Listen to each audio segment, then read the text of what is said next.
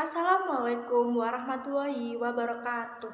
Perkenalkan, nama saya Wulan Fitriah, NIM 10118101101 dari Prodi Manajemen Universitas Internasional Semen Indonesia. Di sini saya akan menjelaskan mengenai topik pencemaran lingkungan.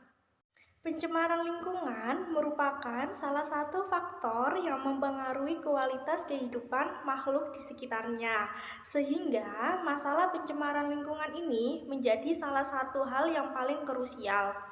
Banyak pencemaran lingkungan yang marak dalam kehidupan sehari-hari yang kita temui seperti pencemaran tanah, pencemaran udara, dan pencemaran air.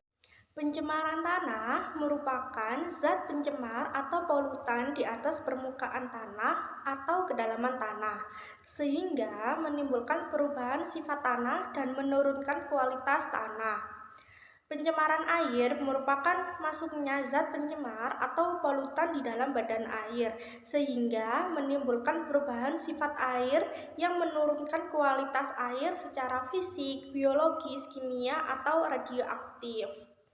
Pencemaran udara merupakan masuknya zat pencemar atau polutan ke dalam udara, sehingga menimbulkan perubahan sifat udara dan menurunkan kualitas udara bagi kehidupan.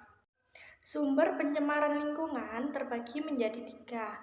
Yang pertama, sumber pencemaran tanah. Penyebab pencemaran tanah bisa dari berbagai hal, seperti limbah padat, limbah cair, limbah pertanian, bahan kimia, limbah pertanian dari penggunaan pupuk buatan, zat pemberantasan hama, dan pemberantasan tumbuhan pengganggu. Yang kedua, sumber pencemaran air. Pencemaran air bisa terjadi dari limbah industri, limbah rumah tangga, limbah pertanian. Limbah industri sangat potensial sebagai penyebab terjadinya pencemaran air karena limbah cairnya langsung dibuang tanpa diolah terlebih dahulu. Limbahnya mengandung bahan berbahaya dan beracun sehingga menyebabkan pencemaran air. Yang ketiga, yakni sumber pencemaran udara. Contoh dari pencemaran udara dibagi menjadi dua. Yang pertama, pembakaran. Contoh dari pembakaran ini ada pembakaran sampah, pembakaran pada kegiatan rumah tangga, kendaraan bermotor, dan kegiatan industri.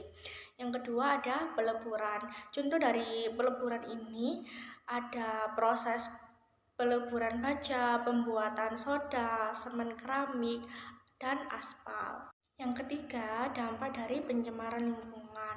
Dampak dari pencemaran lingkungan dibagi menjadi 4 poin. Yang pertama, punahnya berbagai spesies flora dan fauna.